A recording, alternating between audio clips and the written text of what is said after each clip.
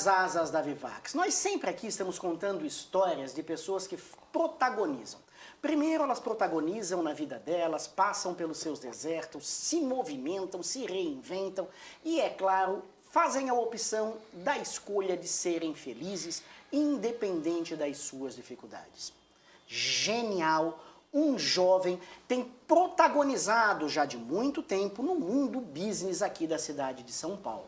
Todos pensam que protagonizar em São Paulo, a pessoa ela tem que nascer em berço de ouro e estar reunida já das melhores famílias e melhores pessoas desde a infância.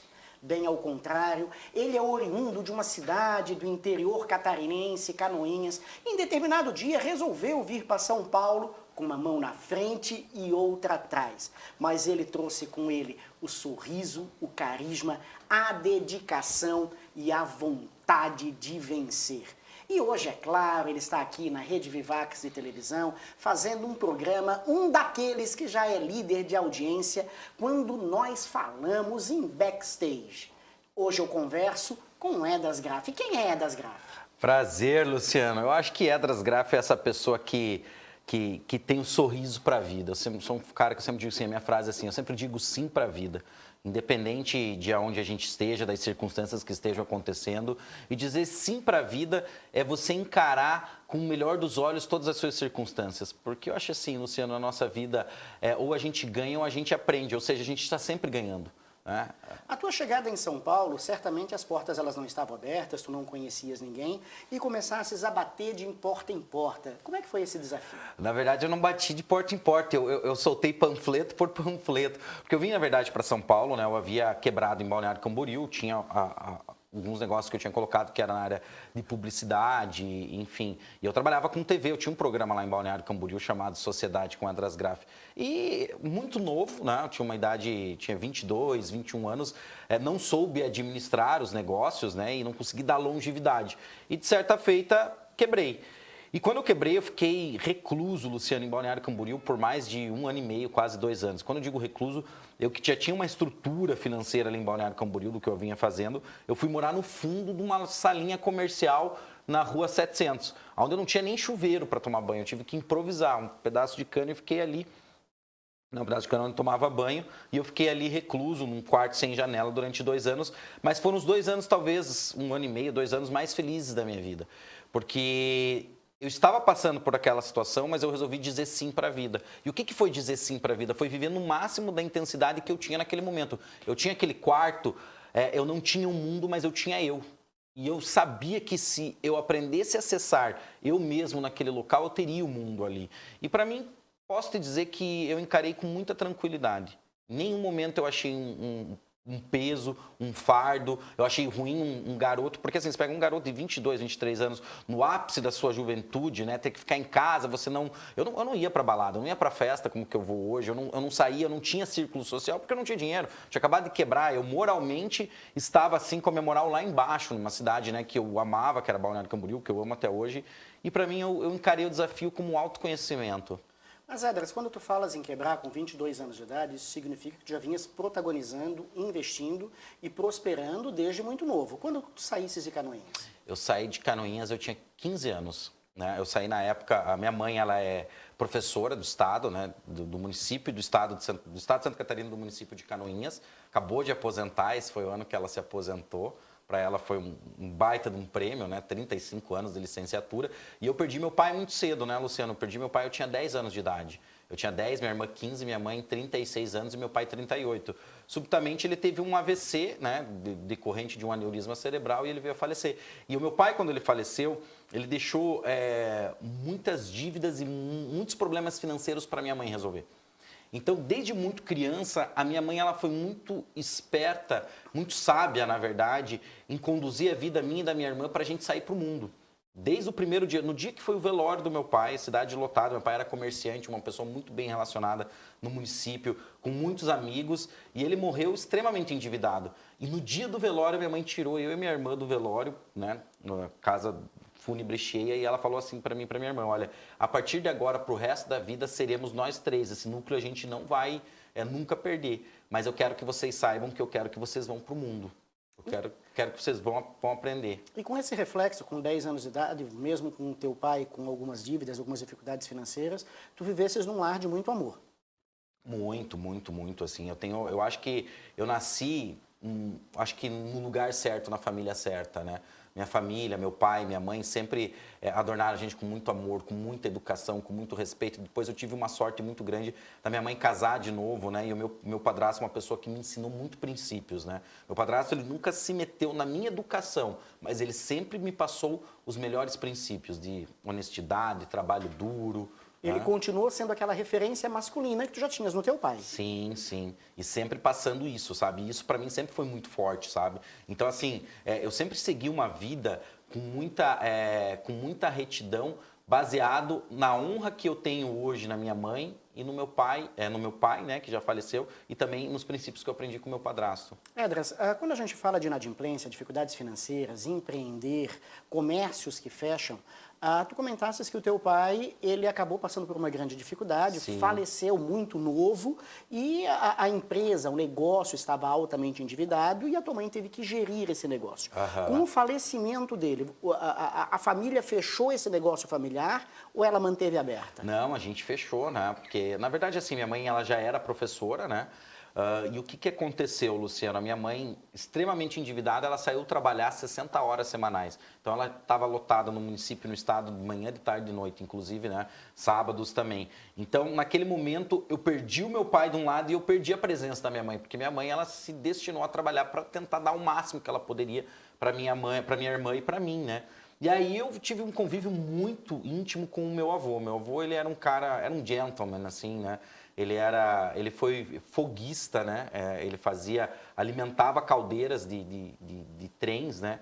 Da Lumber, no interior de Santa Catarina, ali do lado, na cidade de Três Barras. E ele era um cara de muito princípio, muita retidão, um cara muito sério, um cara com muita postura. Meu avô, ele morreu com 97 anos e até ele falecer, ele saía do quarto dele de calça social, camisa social, ele pontuava o português, ele não gostava que pessoas falassem simultaneamente juntas, alto, sabe? Ele gostava do português pontuado, de um diálogo bem respeitoso, e ele me passou muito esses princípios. Ele é o pai da tua mãe ou o pai do teu pai? Pai da minha mãe. Com os pais do teu pai, continuasse tendo esse convívio? Tive, né, sim, mas muito menor, muito menor, né? Mas o meu avô foi quem foi também uma grande referência para mim. E aí eu tinha duas tias, né, que nunca casaram e cuidavam dos meus avós, do meu avô, no caso, né? Então, naquele momento em que minha mãe começou a trabalhar muito, eu comecei a ficar muito dentro da casa do meu avô com as minhas duas tias, então eu recebi muito amor ali. Elas são vivas ainda? Uma das minhas tias, que era mais velha, faleceu o ano passado, no dia que eu inaugurei o Hermosa. Olha só, olha só. Edras, quando a gente fala sobre isso, a formação do teu caráter, ela veio de uma época de muito amor, muito carinho, mas é claro com uma série de dúvidas. Afinal de contas, com 10 anos, não tem a referência do pai, mas tinhas todo o amor familiar e certamente ouvias as dificuldades financeiras, a ausência da tua mãe para que pudesse fazer o planejamento do pagamento do passado e construir um futuro.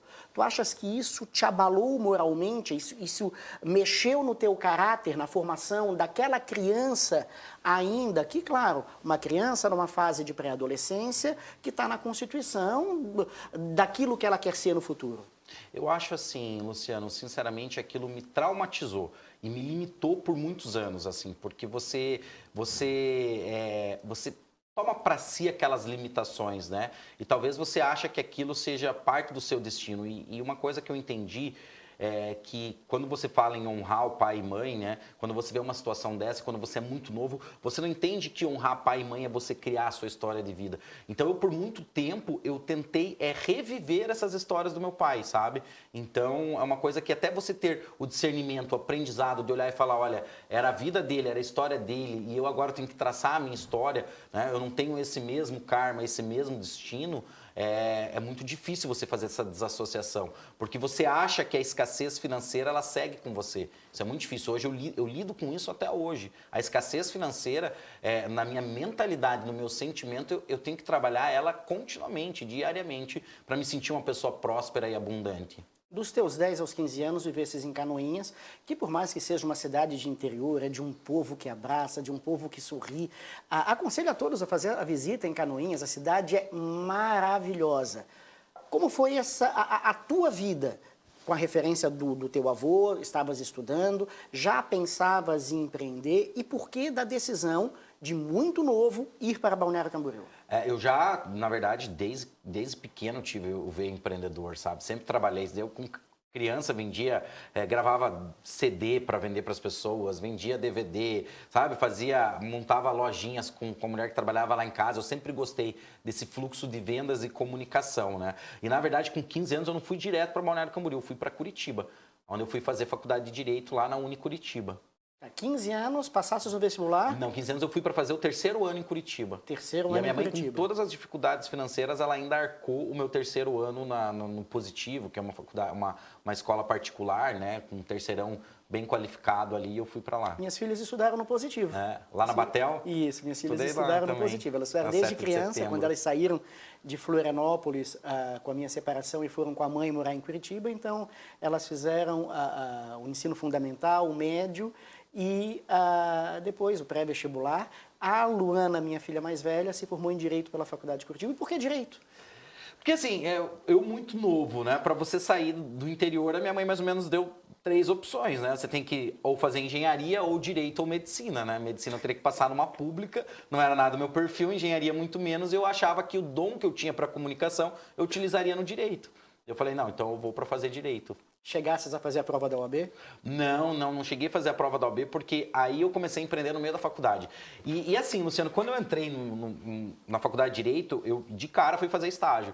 E eu tive uma sorte, assim, na vida de fazer estágio nos melhores escritórios da advocacia de Curitiba. Então eu fui no Casilo, não sei se você conhece, um baita de um escritório, Casilo, uma ótima referência. Depois eu fui no G-Hour, do Dr. Geroldo Auer, né? Que para quem fazia estágio naquela época, talvez o G-Hour ele era um que dava maior número de condições de você crescer e se desenvolver. E lá no G-Hour eu cresci de uma maneira muito gostosa como estagiário. O meu sonho era fazer o contencioso de massa, então eu fui fazer no juizado especial representando as empresas. Depois eu queria fazer a parte do Tribunal de Justiça, eu virei o estagiário que fazia Tribunal de Justiça. E aí eu falei em um determinado momento para mim, eu acho que o meu sonho é empreender. E aí, conversando com a minha irmã, ela patrocinou um intercâmbio para mim nos Estados Unidos e fui fazer aqueles trabalhos de faculdade, trabalhar de garçom, enfim. Lá eu fiz um alvoroço, trabalhei muito forte nos Estados Unidos. Trabalhei como relações públicas numa loja, captando público, chamada Quiet Flight. Trabalhei vendendo óculos, trabalhei de diversas coisas e voltei para o Brasil e resolvi empreender. Mas quando tu voltasse para Curitiba para te formar? Não, aí que foi talvez a divisão de águas da minha vida. Cheguei para minha mãe e falei assim, olha, eu não gosto de Curitiba.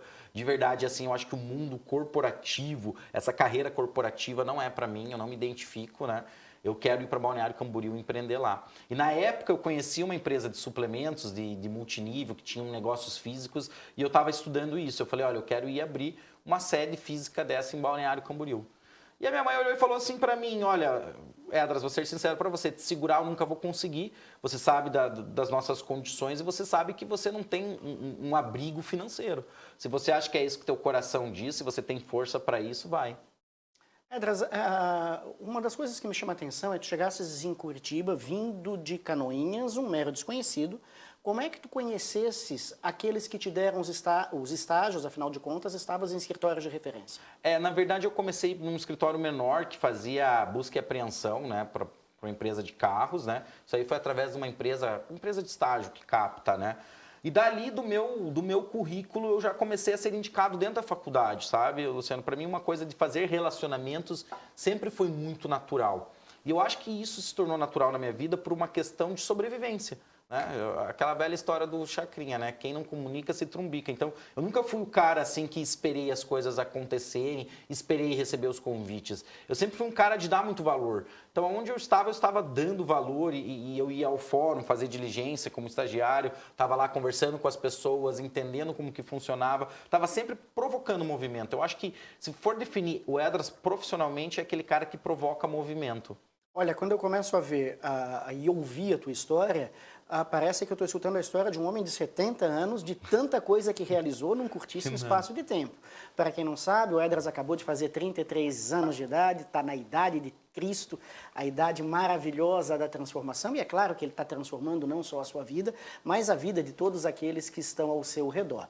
De Curitiba, fosses então empreender em Balneário Camboriú, mas terminasses a faculdade? Aí eu retomei a faculdade em Balneário Camboriú, na Univale, né? Mas o veio empreendedor meu falou mais alto, então eu dava muito mais atenção para os meus trabalhos, para os meus negócios. Aí dali a gente montou 18 unidades em distribuição ali pelo estado de Santa Catarina, Canoinhas também, Itajaí, Balneário Camboriú, onde a gente distribuía, né, esses suplementos. E para mim foi uma novidade, porque eu estava, sei lá, acho que com 21 anos, já tinha uma certa rentabilidade boa, né? Tendo já um sucesso relativo dentro daquilo que eu fazia. Comecei a dar treinamento, eu ia para Florianópolis muito, Joinville, sabe? Blumenau, dava um pouco de treinamento sobre aquilo que eu fazia. E eu estava apaixonado por aquilo, porque como era uma empresa americana, os americanos eles têm essa filosofia de treinamento, ou seja, eu utilizava muito minha comunicação, marketing extremamente avançado, no sentido assim de diferente do que a gente faz no Brasil, né? E era muito social, era um ambiente muito social e eu gostava muito. Eu estava lá de corpo e alma, com a certeza de que eu faria isso até os 80 anos de idade. Quando entrou o programa de televisão em Balneário na tua vida? Eu conheci um jornalista, né, na cidade de Balneário Camboriú, que ele tinha uma história dentro da TV. E ele tinha um projeto muito legal na época, que era um projeto como se fosse vamos colocar assim, um marketplace da cidade de Balneário Camboriú. E ele começou a me mostrar aquele projeto dele, né, que envolveria uma agência de publicidade para você fazer aquilo.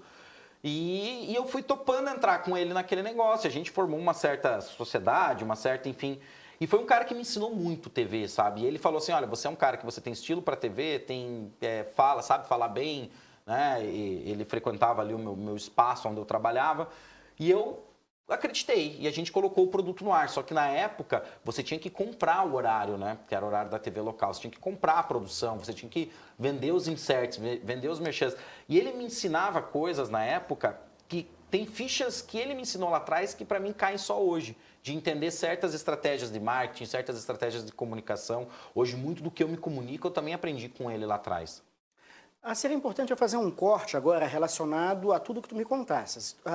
Nós estamos ainda com os teus 22 anos de idade, na qual tu vivesses alguns desertos, com o falecimento do teu pai, com a tua ida para Curitiba.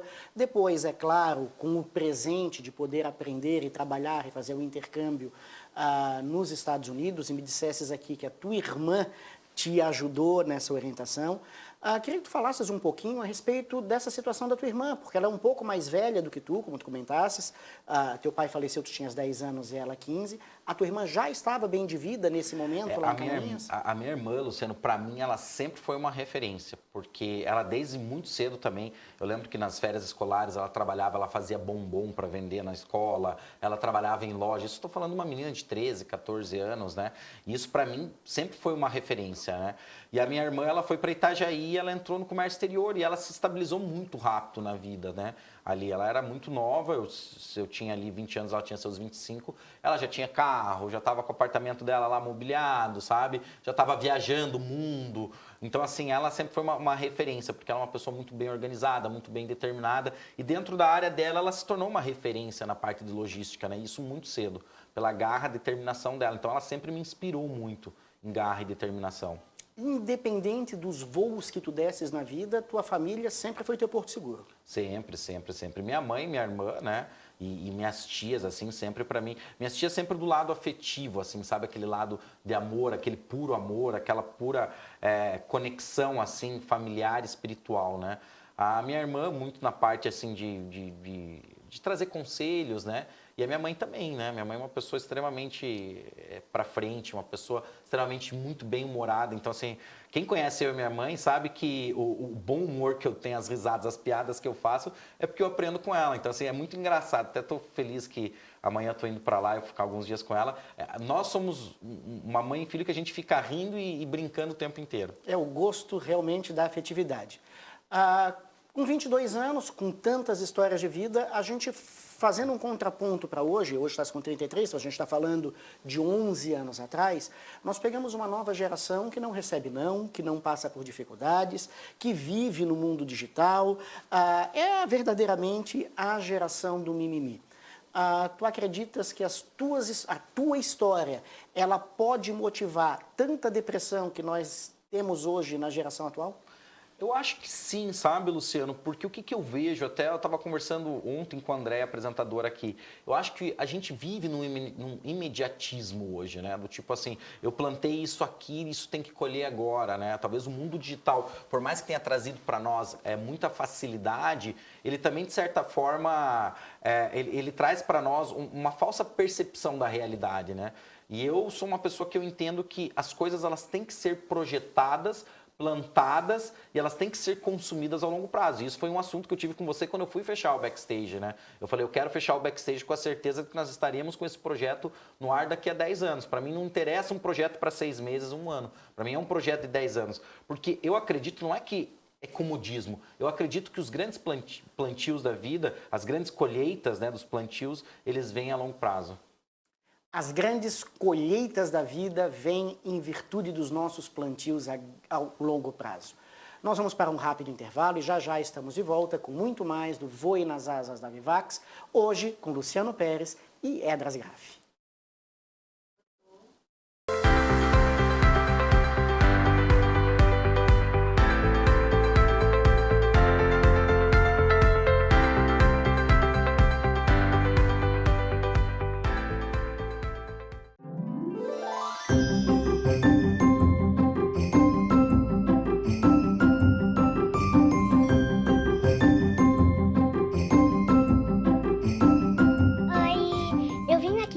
Para vocês um Feliz Natal e um Natal muito abençoado e cheio de alegria para vocês, crianças.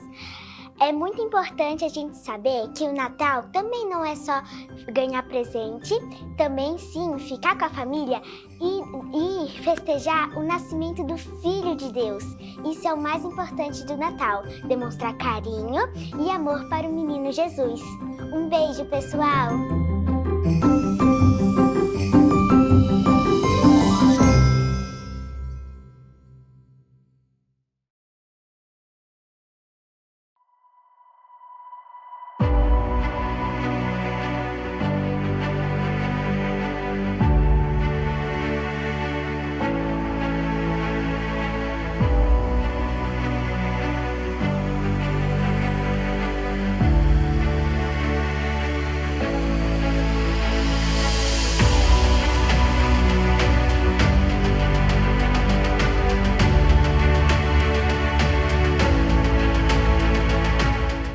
Eu tenho um convite mega especial para você.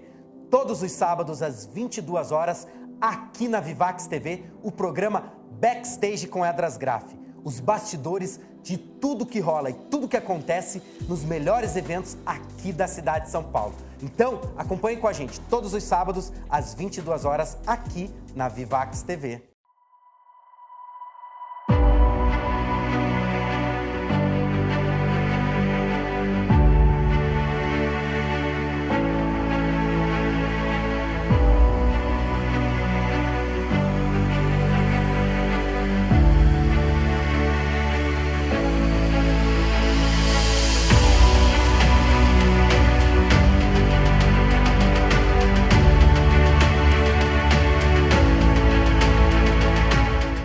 Olá, meus queridos irmãos e irmãs, eu quero convidar você para todas as terças-feiras nós participarmos juntos aqui na Vivax TV da missa e novena de Nossa Senhora Desatadora dos Nós, transmitida do nosso santuário Nossa Senhora de Fátima, no Estreito, em Florianópolis.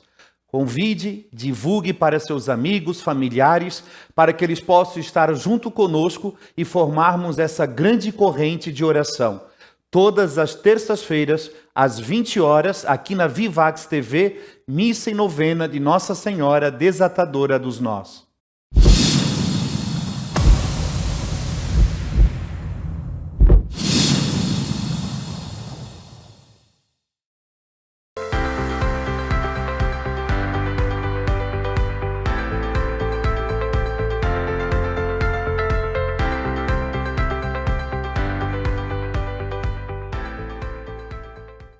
Estamos de volta com Voe nas Asas da Vivax, hoje recebendo o querido apresentador aqui da Rede Vivax de televisão, o Edras Graff. Edras, com 22 anos, tu me comentasses que tu quebrasses, literalmente Sei, quebrasses. sei. Tu achas que foi o reviver do ciclo do teu pai que quebrou, ou melhor, ele não quebrou porque ele acabou falecendo, mas que estava com a empresa altamente endividada? Eu acho que sim, sabe, Luciano? Eu acho que isso veio, e eu olhando assim, de forma psicológica, eu não tenho dúvidas do que ali eu estava querendo reviver algo que eu já tinha vivido de forma inconsciente, né? Isso ninguém quer consciente, eu quero quebrar. Mas para mim foi uma época de reencontro, foi uma época de um divórcio muito grande com o meu passado naquele tempo que eu vivi, né? E obviamente, né, teve de certa forma também uma má gestão, um mau planejamento, enfim, e hoje eu entendo que eu poderia ter tido na época muito mais maturidade e muito mais estratégia para lidar com os meus negócios lá quando eu tinha meus 22 anos, né? Mas aí aconteceu, e aconteceu como aconteceu. Quando eu vi aquilo virou uma bola de neve, eu não tinha capital para saldar aquilo, né? O custo, e eu acho que essa história é muito semelhante, talvez, do que a gente está vivendo no Brasil. Meu custo de vida, e esse meu custo ele estava atrelado para manter os negócios, estava muito alto, né? O que eu ganhava, ele veio diminuindo, porque quando você vai pondo energia de outro lugar, a arrecadação de um lugar, se não está bem redondo, vem diminuindo. E aí, quando eu vi, não tinha mais sustentabilidade. E aí eu falei, bom... E eu tinha como se fosse um estúdio igual o teu aqui, com câmeras, com tudo isso daqui. Eu falei, vamos liquidar tudo. E foi onde a gente liquidou absolutamente tudo, desde... Mas quando tu falas em quebrar, tu quebrasses a empresa que estava no ar ou foi a empresa de distribuição? Não, a empresa que estava no ar, a empresa que a gente fazia os produtos para colocar no ar lá dentro da TV Litoral Panorama, que era local. Aí chegasses a ficar com dívidas, então. Muitas dívidas do banco. Fui executado pelo imóvel, a gente tinha um imóvel ali na Avenida Brasil, mais ou menos com a 2.800, onde a gente locava, dívidas com terceiros, né? Fiquei com credores, do qual fui saldando ao longo dívidas de produção, que eu fui saldando isso ao longo do tempo, né? Mas tu comentasses que vivesses, em virtude dessa tua quebra, durante 2 anos, num pequeno quarto, no fundo de uma área comercial que nem chuveiro tu tinhas. E como tu conseguisses te reinventar para voltar a trabalhar e com os pequenos ganhos e fazendo pequenos acordos para que tu pudesses, ao longo da vida, ir saneando as dificuldades do passado. Luciana, aquela estrutura que eu tinha, que eram 18 unidades que a gente distribuía, um grupo grande, se tornou uma pequena sala. Na Rua 700. E ali eu tinha grandes amigos que eu tinha feito ao longo desse período que eu comecei a empreender, que eram clientes que se tornaram amigos. Então, a minha cartela de clientes ali, ainda ela ficou, uma parte dela fidelizada comigo, sabe? E eu nunca falei para ninguém o problema que eu estava passando. As pessoas, elas não sabiam o que eu estava passando de fato. Porque eu sempre penso o seguinte, Luciana, a diferença da tragédia para a comédia é o tempo. E eu sempre digo uma coisa, eu acho que as tragédias da sua vida, aquilo que dói, aquilo que está te incomodando, aquilo que está te fazendo sofrer, você deve contar com o seu círculo íntimo. Você não deve expor publicamente as suas dores ou as suas... Porque eu acho que isso pode te colocar num estado de vulnerabilidade que pode arrastar, né, o teu transformar por muito mais tempo. Porque quando você está numa situação difícil, significa que há algo que você tenha que resolver contigo dentro de si. Então, assim, eu não abro os meus problemas para o grande público, eu não abro meus problemas para quem eu não conheço, eu abro para o meu círculo íntimo, que eu sei que vai me nutrir de amor, que vai me nutrir de esperança, ou me nutrir de bagagem, né? Bagagem de conhecimento, muitas vezes também bagagem financeira, ou de subsídios que eu precise para sair daquele meu estado. Mas quando eu senti que eu havia superado financeiramente, emocionalmente, né, e racionalmente aquilo, eu resolvi contar. E a primeira vez que eu falei de tudo que eu passei na vida foi esse ano. Quase mais de 10 anos depois. 9 anos. 9 anos depois. 9 anos depois. Edras, a formação do teu caráter, ela veio muito pelos teus aprendizados do passado. Uma das coisas que eu já te admiro, sempre te admirei desde o primeiro dia em que eu te vi, pelo teu esforço, pela tua dedicação, mas acima de tudo pelo teu sorriso, a tua vida ela brilha com os olhos. Isso é uma coisa muito legal. Deve ser uma referência para toda essa juventude, porque tu és um menino muito jovem, que hoje pensa em empreender e desiste no primeiro passo. Uhum. Tu nunca desistisses de ser o Edras, isso é uma coisa muito importante. E uma coisa que é muito mais legal é que tu não negas o teu passado, bem pelo contrário, tu aprendes com ele. Uhum. E tens orgulho Orgulho.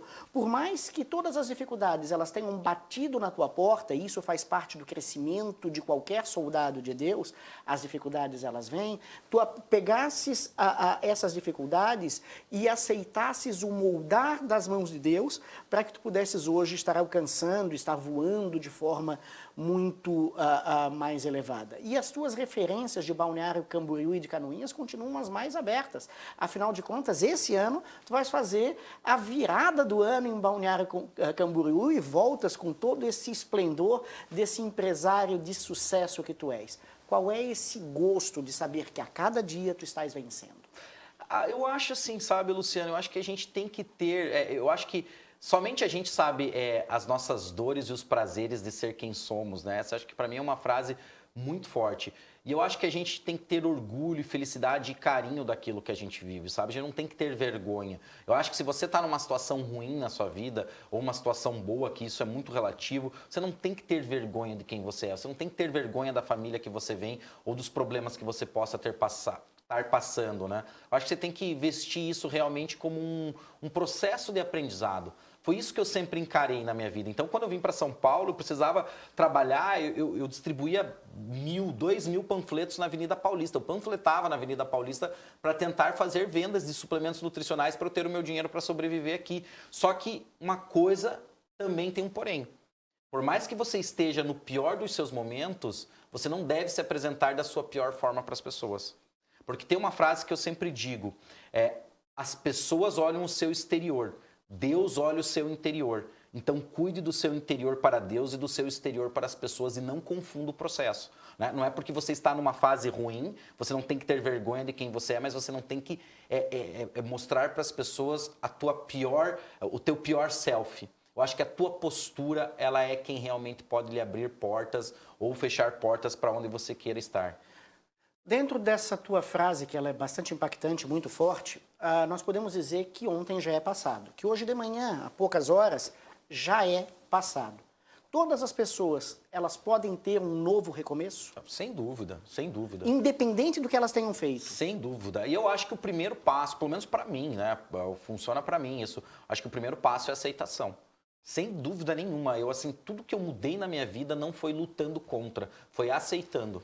Mas, Andras, com todas essas dificuldades, pelo que eu percebo em ti, por mais que tu tenhas chorado naquele quarto escuro, Sim. por mais que muitas das vezes tu tenha sentido muito medo, afinal de contas, muito jovem, não importa a idade, por mais que muitas das vezes tu tenha se sentido solitário, afinal de contas, tu não abrisses as tuas dificuldades a ninguém, é só o teu ciclo muito íntimo, por mais que tu, de repente, não tivesses o local aonde tomar banho e reinventasses através de um caninho, um chuveiro, para que tu pudesses te apresentar da melhor forma, todos os dias tu te olhavas no espelho e sabias que tu tinhas potencial. É isso? Claro, sem dúvida. E assim, eu nunca lutei por aquilo, eu nunca achei aquilo como se fosse, sei lá, um agouro da vida ou um triste destino, né? Eu entendi que eu tinha que aceitar aquilo como parte da minha própria história. Era uma fase.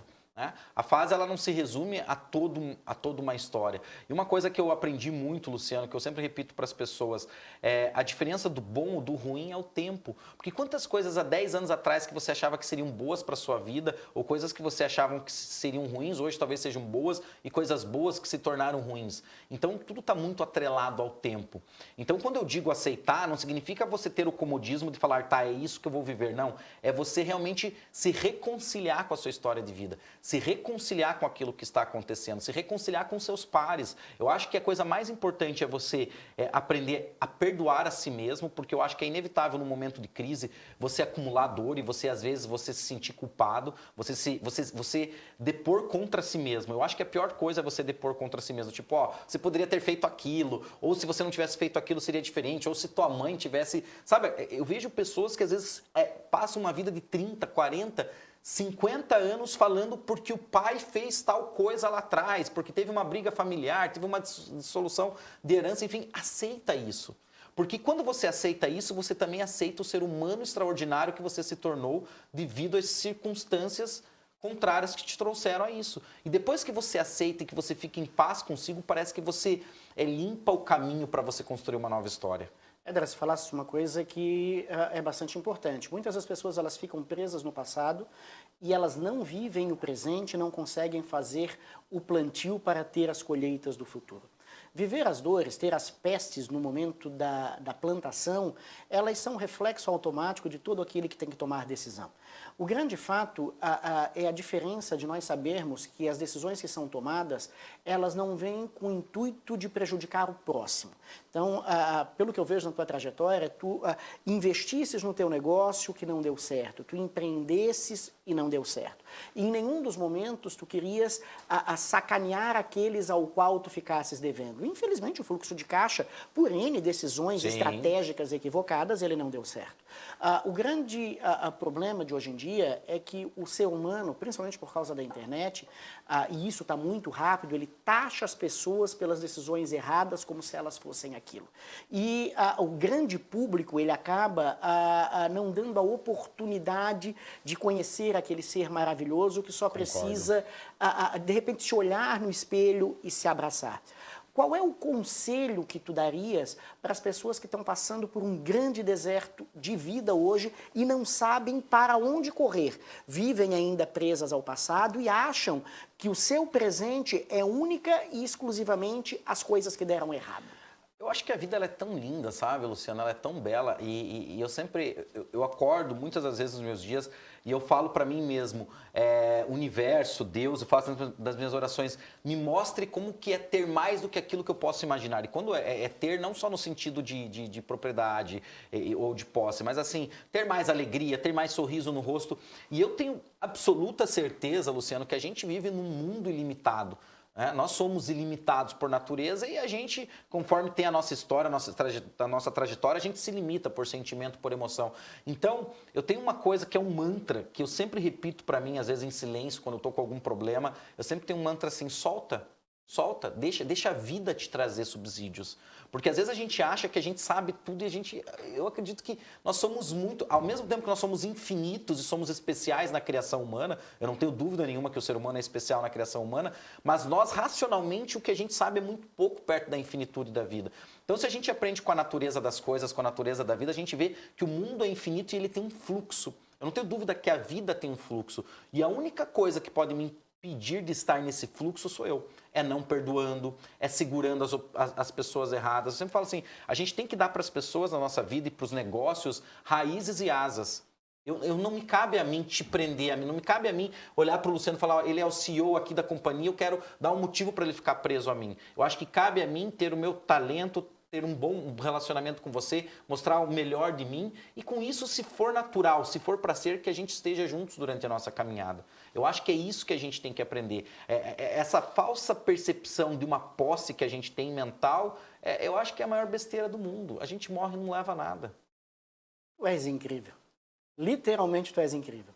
Um menino de 33 anos tem uma bagagem que muitos dos homens eles precisam te ouvir, sabia, Edras? Porque tu traz uma história de muita força, de muita superação. Mas o que é mais bonito na tua história é o teu amor próprio e o teu amor pela vida, a tua gratidão por tudo aquilo que o universo te deu. Quando tu falas do teu pai que quebrou lá atrás e faleceu cedo, tu falas com amor. Quando tu falas da tua mãe que ficou ausente, trabalhando para poder regularizar aquele momento de vida, tu falas com amor.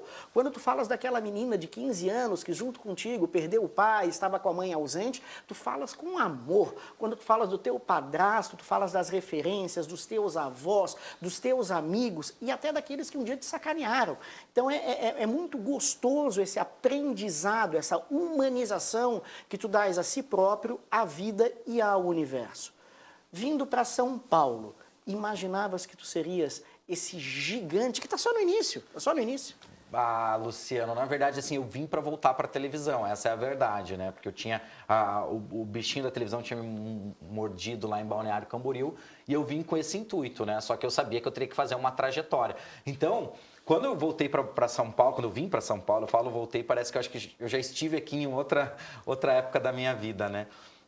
Quando eu vim para São Paulo, além de eu fazer e vender os meus produtos ali para fazer o meu sustento, eu comecei a entrar em figuração de TV, em set de TV, porque eu queria estar conectado com esse mundo.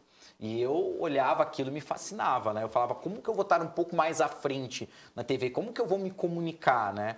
E aí foi quando eu entendi que eu teria que ser ator, teria que ter DRT de ator, mas eu não tinha dinheiro para fazer um curso no Wolf Maia, eu não tinha dinheiro para ir numa Cunaíma, né? Não tinha nem tempo para isso. E aí é onde eu comecei a entrar no teatro independente. Comecei a entrar em diversas peças e produções independentes para eu fazer horas de currículo para tirar o meu DRT. E deu certo.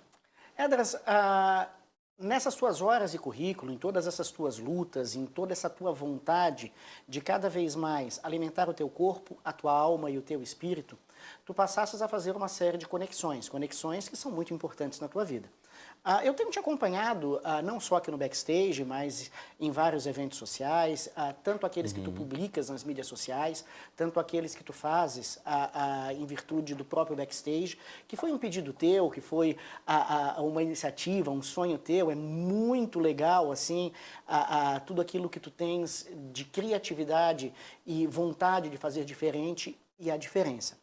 Hoje, no mundo dos artistas, existe muito mimimi, existe muita frescura, existe muita vaidade, existe muito ego, existe muita inveja, não só no dos artistas, no mundo do ser humano. Aqui parece que eu estou nichando uma classe, não? O ser humano, ele tem muito disso. Isso se aflora no mundo dos artistas em virtude da questão da própria vaidade, que é inerente ao ser humano. Mas nesse acompanhar do Edras, eu te vejo do lado de grandes celebridades, sorrindo, te abraçando, querendo estar do teu lado com o microfone, porque o Edras é o Edras.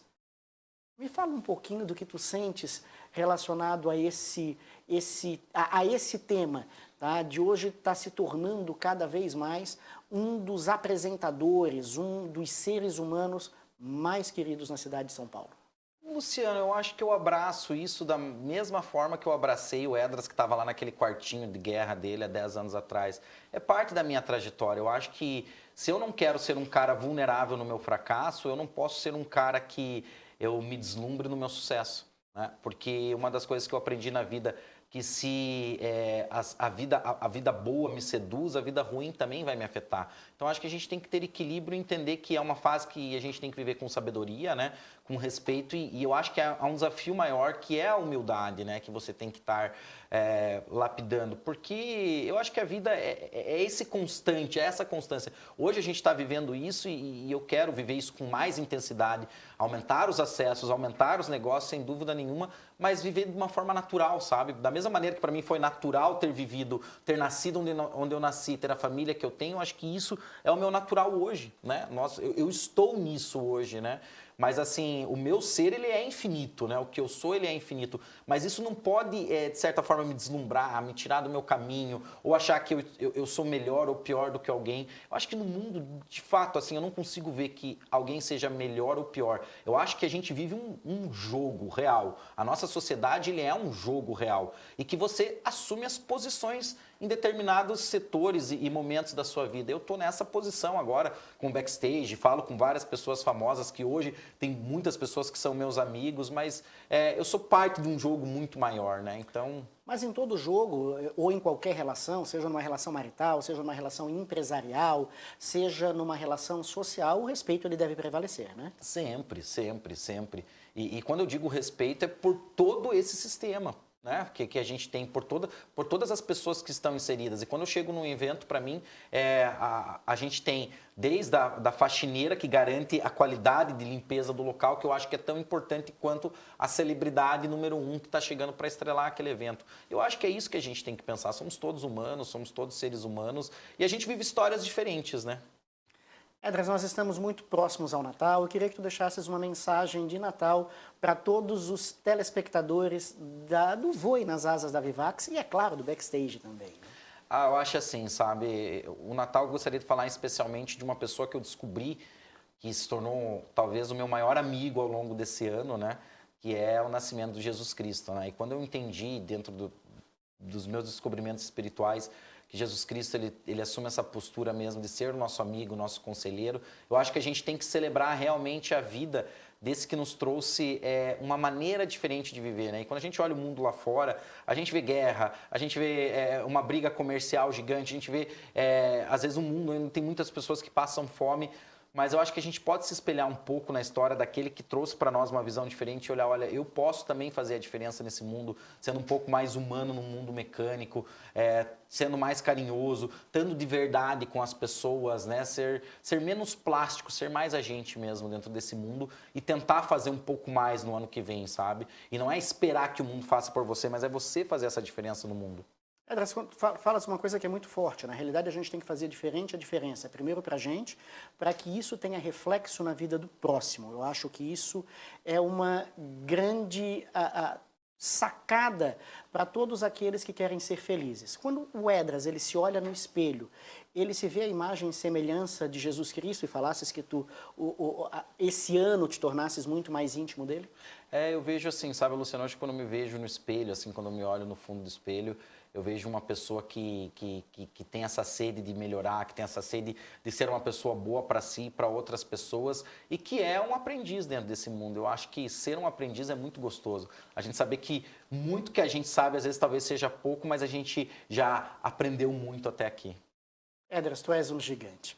O Voe nas Asas da Vivax, ele está chegando ao final da nossa edição de hoje.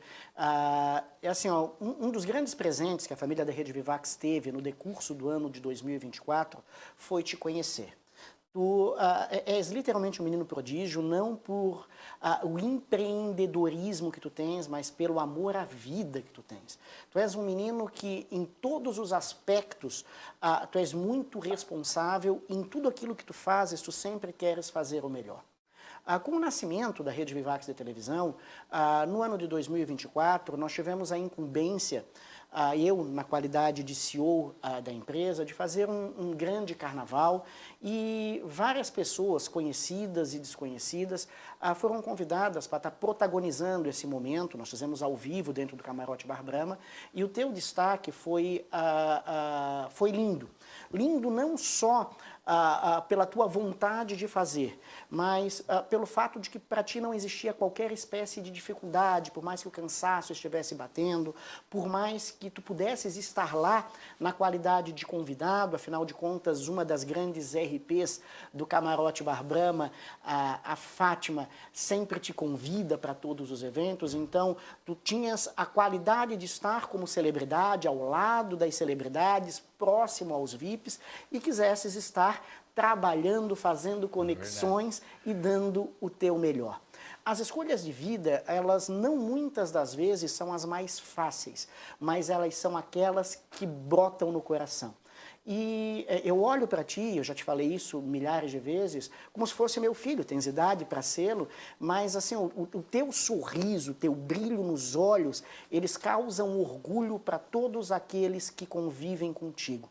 Eu quero te desejar muito, muito mais do que a vida já te deu, que a vida te faça prosperar muito mais e que a vida sempre dê a oportunidade das pessoas poderem aprender todos os dias com esse brilho nos olhos, com esse sorriso e com essa competência incrível que tem Edras Graff. Queria que tu deixasses uma mensagem de encerramento, de final de ano, de motivação para 2025, para toda a família que assiste a Rede Vivax de televisão.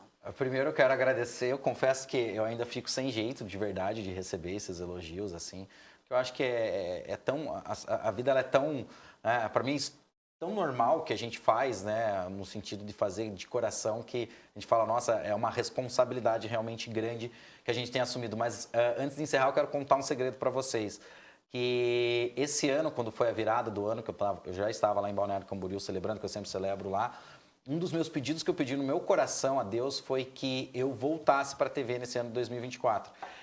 E o mais engraçado é que eu não fui atrás. Né? A TV veio atrás de mim, não é que o Luciano me conhecia e me ligou, mas uma amiga minha né? Postou, eu falei, olha, eu sei fazer isso e as coisas aconteceram. Então, acho que seja sincero com o teu coração, aquilo que você acha que faz o teu coração realmente queimar, que faça sentido com você, não que faz sentido para a sociedade, ou que faz sentido para tua família, ou para o teu esposo, para tua mulher, ou para os teus filhos. Acho que tudo que tiver sentido para você, se dedique, estude, pratique, ensine e coloque no teu coração como um sim. Diga para você primeiro o que você quer e você aceita essa nova fase na sua vida, que os caminhos eles vêm. É só você estar atento, né? Não adianta ficar também dormindo no ponto. Diga sim à vida, diga sim a você, diga sim a Deus, diga sim a Jesus, diga sim a Nossa Senhora, respeite sempre a sua história. Nós estamos muito próximos do Natal e que esse Natal seja repleto da verdadeira essência do Natal, que é você ter a certeza de que todos os dias, a partir do momento do seu livre-arbítrio e da sua escolha, Jesus Cristo pode nascer no seu coração. O se conectar com Deus é aceitá-lo em primeiro lugar. E a partir do momento em que você se aceita como um ser humano único, com as suas virtudes e com seus defeitos, você está dando um passo muito largo para aceitar a presença daquele que pode te moldar em todas as circunstâncias de vida, e isso independe da situação de vida que você esteja vivendo. Aceite o seu passado, se perdoe, se movimente, se reinvente e faça deste Natal o melhor Natal da sua vida. Voe sempre nas asas da Vivax com Luciano Pérez.